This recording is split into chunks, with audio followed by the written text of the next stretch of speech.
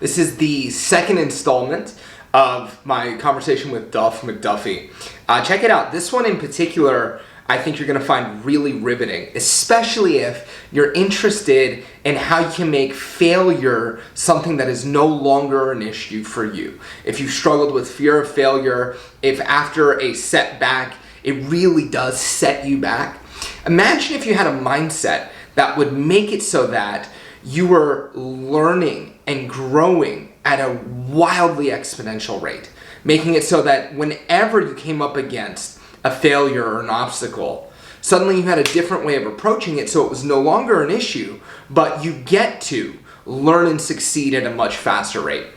If that sounds good, lock in for this one and take notes. And if you haven't yet, like, comment, subscribe, hit the bell, do all the things. For those of you interested in coaching, apply for coaching below.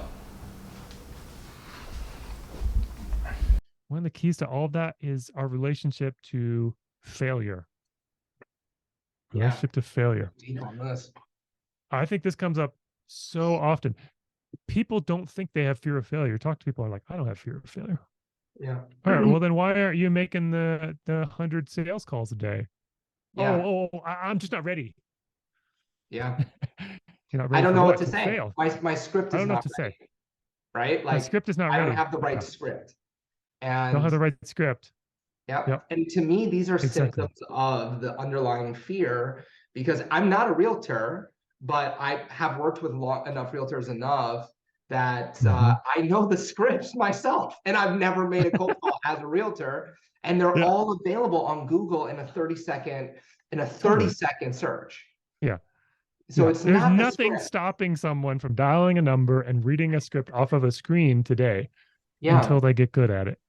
Yeah. Or reading that script out loud 100 times a day for a week and then making the phone calls. It's not that hard. Baby physically, it's emotionally challenging because we fear failure, fear rejection, right? Yeah. And that's a real thing. That's a real obstacle to people. So we need a way to transform when failure happens, so we can actually live up to this NLP principle. Yeah. There's no such thing as failure, only feedback. Right. That's something to chant going up and down the stairs. There's no such thing as failure, only feedback. No such thing as failure, only feedback. So it's interesting you're saying this, because I just had a conversation with Jonathan Altfeld, and I love Jonathan. He heard this polarity in my thinking between success and failure, and he pointed out to me that things for me at the time were either a success or a failure. Right. And that the range in between that, everything I had been missing out in that entire little gap there. And Jonathan is also a wizard. And and now it's gotten to the place where failure isn't real for me. I don't believe it. It's really not a thing. That's what happens when people actually have a good relationship with failure. Failure doesn't even exist for them. Doesn't make sense. Yeah. Like when I work with a client and we try a bunch of things that don't work, I don't even think about that in terms of like, oh, I failed. Yeah. It's like, that doesn't even make sense, right? It's just like modality. Makes no sense at all.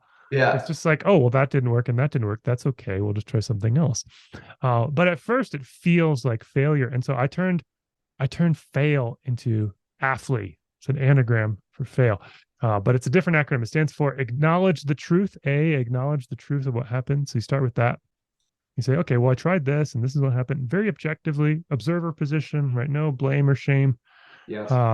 And then F, forgive yourself. Like, have some self-compassion. Like, oh, that was kind of a painful thing that I tried that. I didn't, because that's where people start with, right? Yeah. And then L, learn. Yes. What did I learn from that? I used to try to jump to that right away. Like, what did I learn from this? And I was like, but I was hurting. I was disappointed. I was angry. I was sad, So I had to do the self-compassion bit first and be like, it's okay. I tried something new. Guess what? When we try something new, there's a high failure rate. That's okay. It's part of learning. Yeah. So really have self-compassion first. Then I could get the learning. Like, what can I really take away? And then I iterate. So AFLI, I iterate, try something new. Try what can I try next time? Acknowledge the truth, forgive yourself, learn, iterate. Much better way to approach failure, because then if you do this enough, and I try to do this once a day. Try to fail at least once every day. Yep. Go out there, do something new that I'm not going to be good at. Um, and then use this very explicitly. I just write it down in a little journaling exercise for 5 minutes. But after a while, what it does is it actually starts retraining your brain too. Yes. And when I do something that doesn't work, I immediately go into, all right, well, what happened? Okay, this happened. Can I forgive myself? Yeah, it's easy for me to do that because I was trying something new. I'm growing as a human being. That's good. What did I learn? And what can I try next time? My wife and I have started adopting this in our relationship, which is fantastic. That's awesome. So we try something new, or we run into some obstacle or argument, and then when we're coming back to repair the relationship, we're like, okay, well, what happened? Well, this is what happened. This is what. Can we forgive each other? Yeah, beautiful thing. What did we learn, and what can we try next time? And I imagine how powerful this could be in an organization, a business, if there was more safety to try things within the business that didn't work.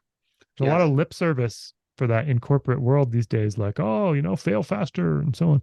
But man, when you fail, you get punished. Well, Nobody wants to even get for the punished. leaders. So I'm working with a couple of leaders right now who put such a high bar on themselves to be this, whatever this idealized leader is. Totally. And failure is intolerable. And, and number one, nobody's perfect, Totally. Even Christ didn't save all the sinners, right? Like, right. And he died. And he died, right? Yeah. So there's this, nobody, the perfect, quote unquote, archetypal perfect man for Western society, didn't have a perfect record, right? Yeah, totally. And so there's this idea of being okay and forgiving yourself. And then if the leadership can model it, so if it's safe for the leader to make a mistake and is like, okay, oops, little screw up here. And then bringing that forgiveness and compassion to the self. Even as you were saying it, I was running it through some of my own examples of mistakes that I made. And so just forgiving myself about that. And then you've made mistakes too, Peter. I thought we were perfect. Yeah, exactly. So, and then iterating and then learning. So it's forgiveness and then forgiveness, learn, iterate. What did you learn from it? Yeah, and then iterate, taking that learning into something you can try. Now, you don't know if that thing you try is going to work either. Oh, no. Oh, well, then I'll just aptly again. I'll just acknowledge the truth, forgive myself, learn and iterate until it does work. And this is I think you're onto it with the fact that SMART goals are not the way life is. Life is not, if it's weight loss, your body is not the same as another person's body. You are a non-linear system. Your need for this electrolyte or this thing or your ability to deadlift is going to be different than... You go into the gym and at week 3, your knee and your shoulder is hurting. What do you do? Like, that's not on the plan, right? That's not on the plan. That's not on the plan. I'll give you an example. I bought a nutrition, prepackaged nutrition program. Okay. On it for 7 months, ready to start getting shredded, Yeah. 30 days in, I've gained 7 pounds. And I'm like, oh, shit. What the fuck? What is happening? So then I find out that they've mislabeled the nutrition on it. Oh, no. And I have been eating twice as much food as I'm supposed to be eating. Whoops, bulking instead of cutting. Oops. Yeah, literally. Okay. Nonlinear. Nonlinear. I can think I'm ingesting the right calories, but I'm stepping on the scale. Something's off. Something's off.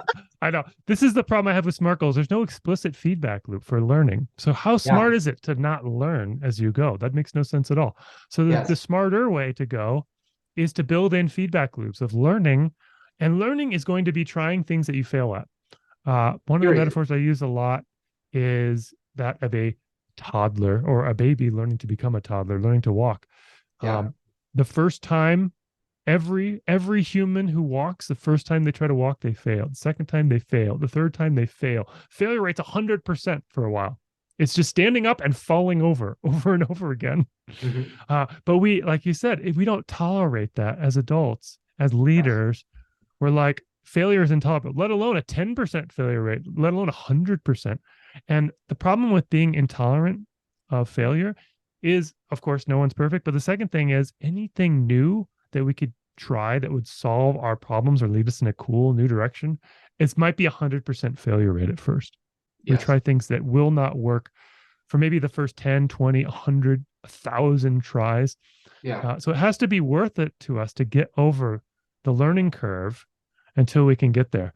And so we need to, what do parents do when little kids fail to walk? Do we say, "Oh, this one's not a walker.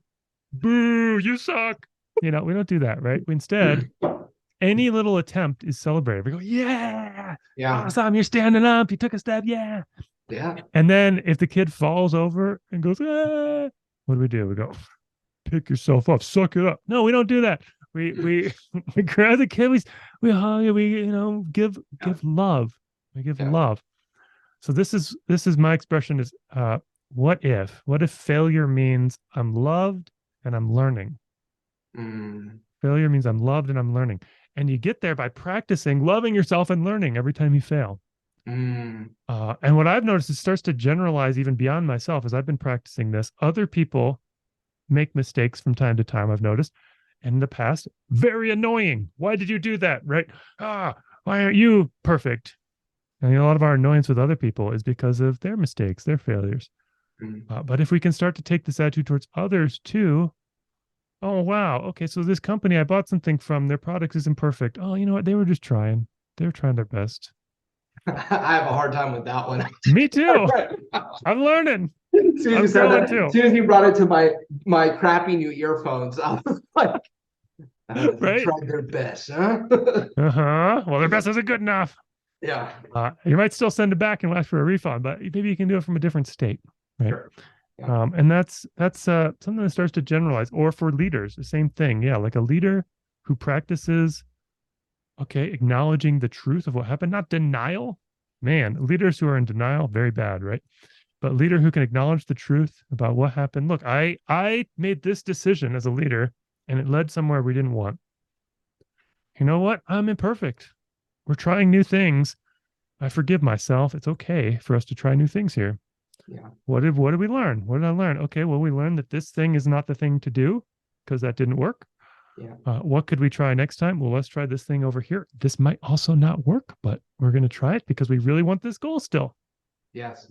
And to be honest with you, I don't think there's a way to do business in 2023 where you're going to get it right every time. Right. We were talking about Everything's social changing. media, right? Yeah. The TikTok algorithm will change. Facebook algorithm has changed so many times. Google YouTube algorithm. is changing. Then the politics that get involved with social media. Then we ban it at any time for things that weren't even controversial. Yeah. The marketing cycle of we're used to short form video format. So these are going to be hot right now. In 6 months, they may not be hot anymore. TikTok is viral now. Totally. Yep. Yeah. So that like what you're describing as the ability to be okay with, first of all, is it really even failure? Like I've come to a place where I don't believe in the word anymore. It doesn't represent anything meaningful to me. Totally. And then if I can continue to show up okay in an we're entering into a world that will continue to change at an alarming rate.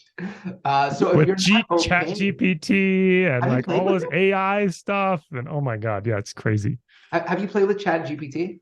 I haven't directly, but I've seen so many of the people's outputs, and it's just absurd what it can do. I've tried to ask it NLP questions. Like write me a multiple embedded metaphor for fear of flying. Oh yeah. And, it looks like my metaphor and Ericksonian work when I first started. It was there was a bird that flew. It's pretty cool. Wow. It's just going to get better though. It's just going to get crazier. So everything's changing at a rapid pace. I think there's no other way to be than to be a lifelong learner at this point. If we're we're not going to be able to keep up, but we can adapt. We can adapt to our environment. Whereas if we try to do things in the same way for the rest of our lifetimes, we're going to be outdated in 6 months or a year or 2 years. It's not going to be honest with you. Many of the business owners I've seen are outdated, and they're refusing to acknowledge it. Totally. Yeah.